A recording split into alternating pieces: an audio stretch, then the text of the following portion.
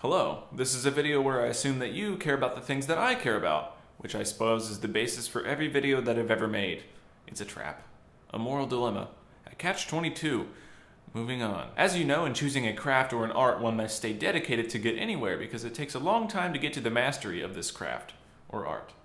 Arts and crafts. Let's say you want to get into making video games. Making video games is very, very difficult and it's going to take a very, very long time. So during this time of mastery, everything is going to change. Yay. If you set out with a really specific goal in mind, like I'm gonna make the next Super Meat Boy, which is a popular platformer, then by the time you get there, platformers are gonna be totally overdone and burn out and no one will care anymore because people's taste in games change, the standard for what is known as a good game changes, and most importantly, you change.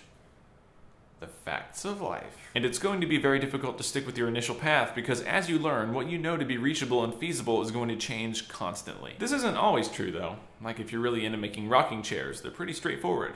And backward, and forward, and backward, and forward. But then of course there's going to be an incredibly fast-acting genetic mutation in 2050 that causes everyone's spines to be 90-degree angles. My grandchildren are going to be very uncomfortable in these chairs. Basically what I'm getting at here is to keep an open mind and think of your craft in the long run.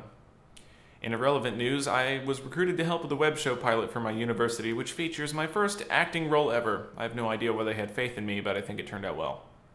Link in the description. Below my Twitter and Tumblr. Priorities. By the way, Alex Day made a good point about YouTube subscription boxes being dumb and unreliable, so follow me on Twitter to find out when I make videos, because reliability is someone else's middle name, surely. Follow me. And you're here because? We were told to be here